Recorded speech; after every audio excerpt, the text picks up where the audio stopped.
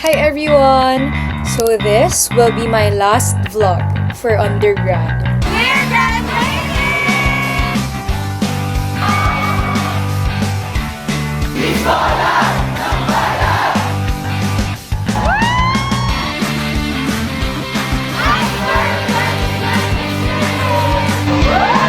So before anything else, I would like to thank you for being part of this journey. You've witnessed the highs, the breakdowns, the long nights, and the moments when I wasn't sure if I could make it. College was never easy. There were days when I felt exhausted, overwhelmed, and ready to give up. But somehow, with the support of the people around me and the belief that there was something worth fighting for, I kept going. Today, I want to take you through the final chapter of my undergrad life. While everyone saw the awards and graduation photos, there was another journey happening behind the scenes. Behind every milestone were countless hours spent balancing thesis work, research, academics, and NMAT review. It was far from easy. Some days were productive, some days were frustrating, but most days were simply about showing up and trying again. Sa NMAT naman guys, if I'm being honest, I was actually really aiming high. Gusto ko talaga mag 99 plus. Kasi I knew that would give me a fighting chance sa ultimate goal ko or like dream, ang makapasa sa UP College of Medicine. So what I did was, I really studied for it. I took October 2025 NMAT, but NMAT was only one piece of a puzzle.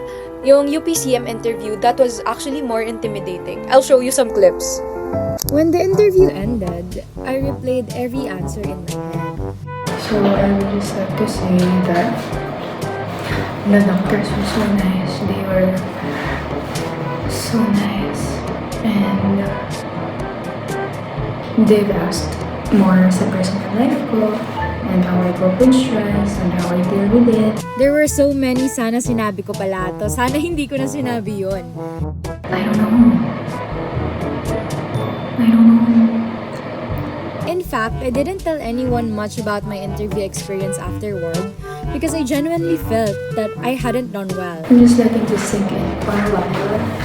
Okay, so the interview was exciting. I went there with my answers, prepped in mind, body interviewers with a different set of questions for myself. And actually, they asked me twice about my strengths and weaknesses. It was more sa pagpapalakas sa akin. And it's more on, kaya mo ba? Ang struggles na pagiging ako. I hope I could get in.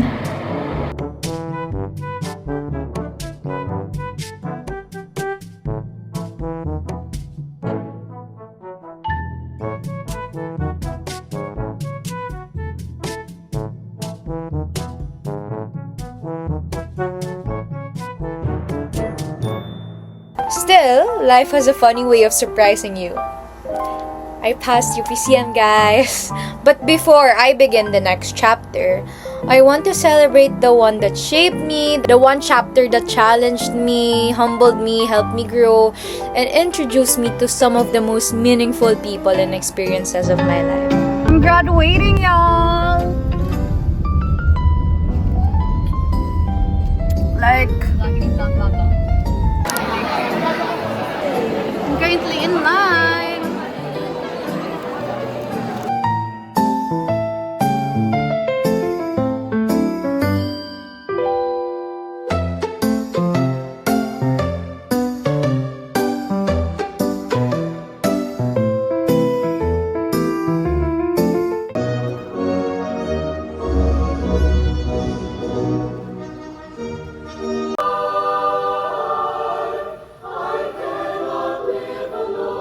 Never forget that behind every data set is a human history and story.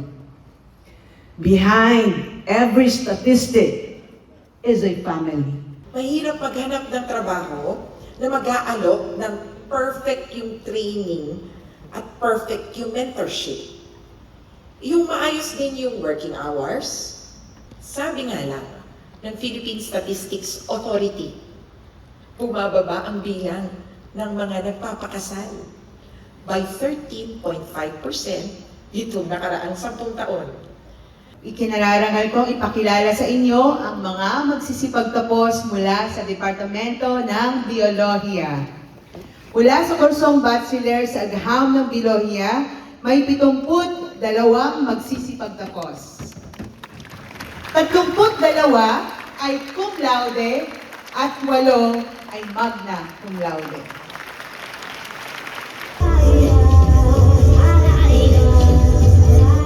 Senen, Leia Altea Sanyosa, magna cum laude.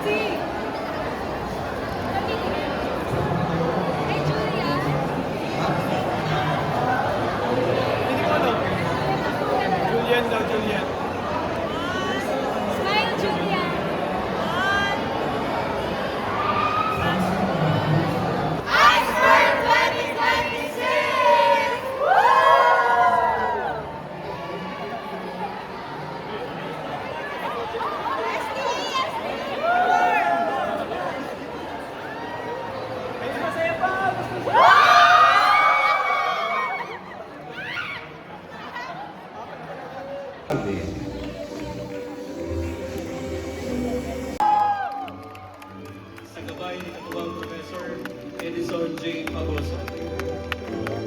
Sa titulong Occurrence of Endotracheal Karangalan bilang natatanging mag-aaral na mananaliksik ay ginagawad sa magtatapos na nagpamalas na kahusayan bilang mananaliksik ng siyensya, nakapag-ambag at nagbahagi ng bagong kaalaman upang umunlad ang sambayanan at nagbigay ng karangalan sa kolehiyo at universidad sa kanyang pananaliksik.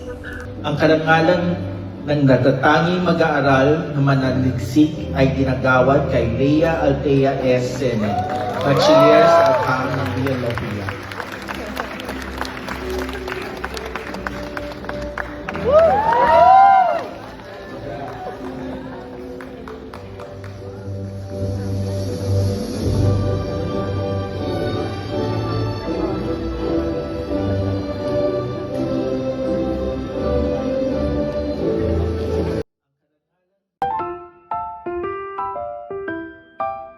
Akong nanunumpa May kapitalan at kapapatan ng nanunumpa. na ipagtatanggol ko Na ipagtatanggol ko ang karangalan, ang karangalan kilala na nagpapakilala ng walang halong pag-aalinlangan ng walang mahalong pag-aalinlangan sa karapatan ng bansa ng karapatan ng bansa at laang paglilingkod at laang paglilingkod sa kalayaan at kagalingan sa kalayaan at kagalingan ng aking pagtatapusan. ng para lang aking pagtatapusan. Kaya tulungan nawa ako ng Diyos. Maraming salamat po. Tulungan nawa ako ng Diyos. Maraming salamat.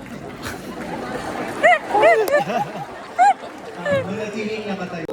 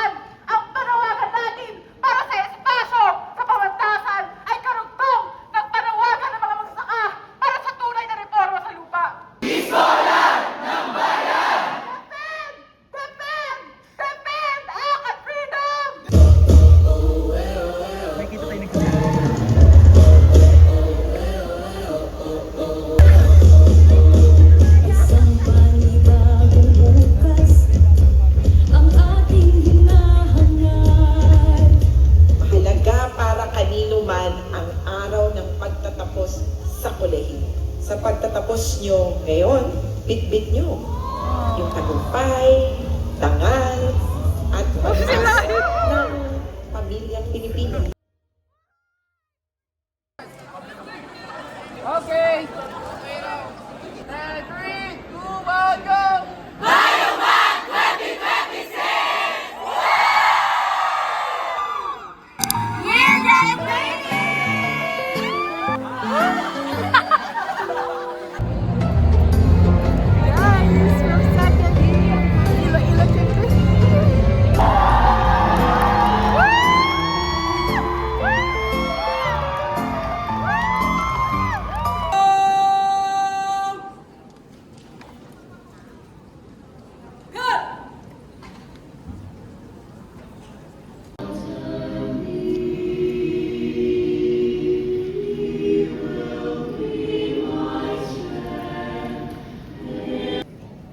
Bachelor of Arts in Behavioral Science, Bachelor of Science in Biology.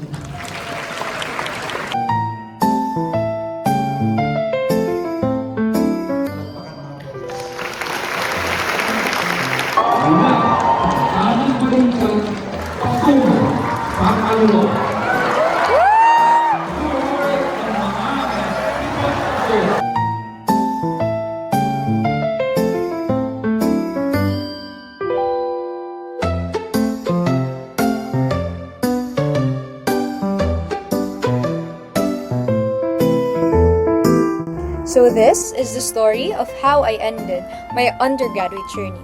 And while this may be the end of my life as a college student, it is also a beginning of the dream I've been working on toward for so long. So, what do you say, guys? See you in med school!